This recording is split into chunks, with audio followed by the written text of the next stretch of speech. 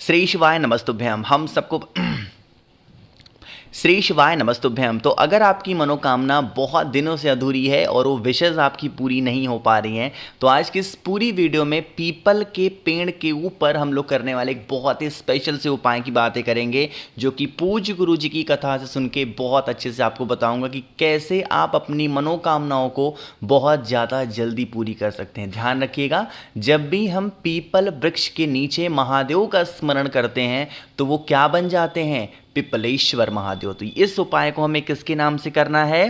पिपलेश्वर महादेव के नाम से करना होगा। बहुत ही स्पेशल सा, बहुत ही प्यारा सा उपाय है, समझने की कोशिश करिएगा ना।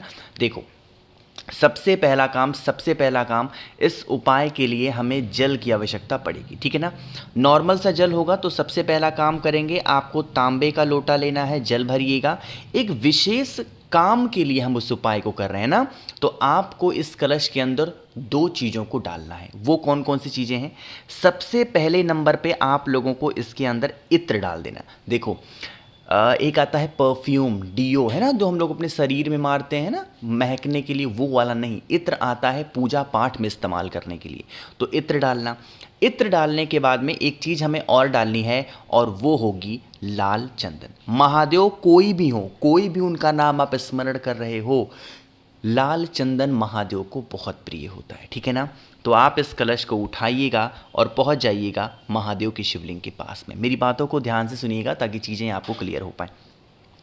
सबसे पहला काम करना है, आपने लाल चंदन तो कलश के अंदर डाल ही दिया है, लेकिन थोड़ा सा लाल चंदन और आपको महादेव की शिवलिंग के ऊपर लेपन करना है।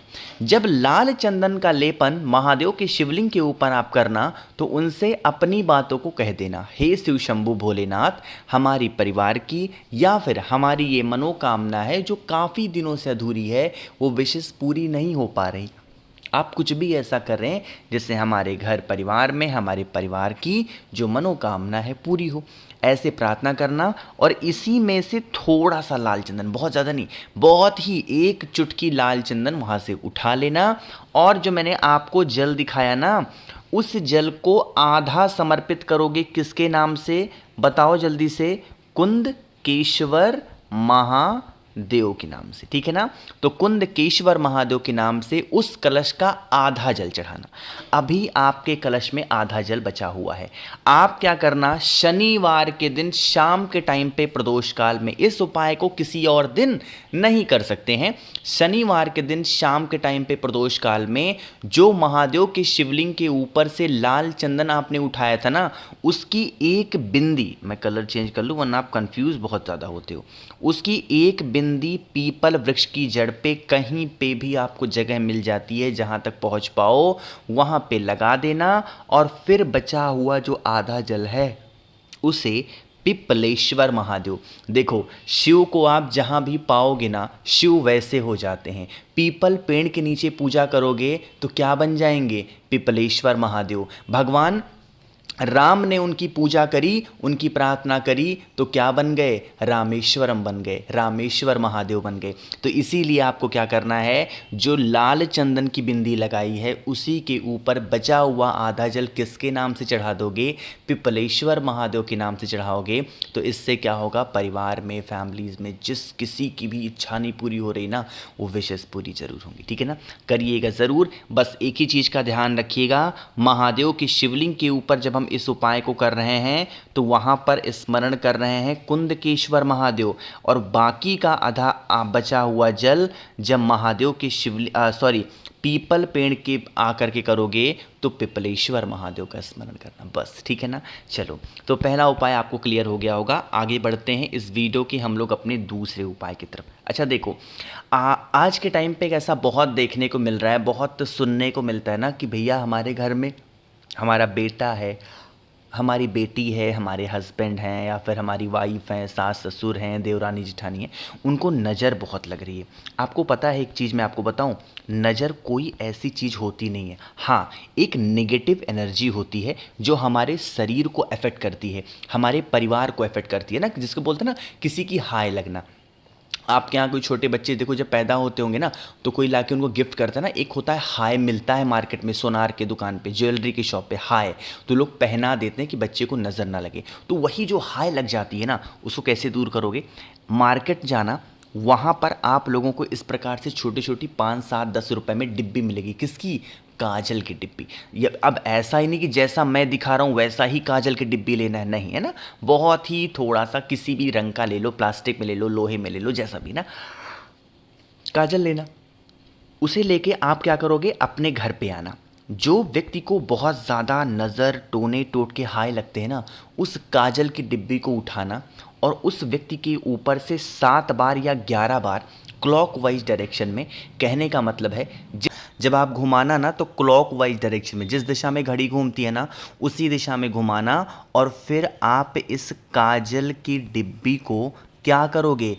आपके घर के आसपास में कोई भी हरा भरा पेड़ हो, देखो ये ज़रूरी नहीं है कि आपके घर के आसपास में पीपल का पेड़ है भैया, बट का पेड़ नहीं है, बेल का पेड़ नहीं है, नीम, कोई भी हरा भरा पेड़ हो ना, वहाँ पे जाना। और एक चीज़ का और ध्यान रखना, घर के नज़दीक नहीं, थोड़ी सी घर के दूरी पे चले जाना, 500 मीटर 1 किलोमीटर के आसपास, वहाँ पर फेंक करके आना, जिससे आपकी नज़र जो है ना वहाँ से दूर चले जाए। इस चीज़ का विशेष ध्यान दीजिएगा। और इस उपाय को भी हमें करना होता है शनिवार के ही दिन, शाम के टाइम पे करना है शाम को कर लो, सुबह करना है सुबह कर लो, बट करिएगा काजल की डिब्बी के साथ में। चीज़ें क्लियर हैं क्या? चलो, तो अब हम लोग आगे बढ़ते हैं इस वीडियो के अपने तीसरे उपाय की तरफ, जो कि हम सभी को काले तिल के साथ करने हैं। देखो आज के टाइम पे ऐसा सुनने को मिलता है ना कि हमारे घर में भैया लोगों को मतलब कष्ट बहुत ज़्यादा है ना, खासकर वो कष्ट होता है आज के टाइम पे लड़ाई झगड़े को लेके ना, कि घर में बहुत क्लेश हो रहा है, परेशानियां हैं,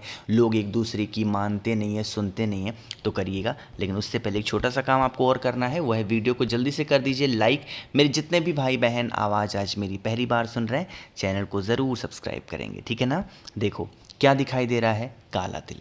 ज़्यादा कुछ नहीं करनी है इस उपाय में, आपको बस एक चुटकी काला तिल लेना, बस ज़्यादा नहीं, सिर्फ एक चुटकी काला तिल।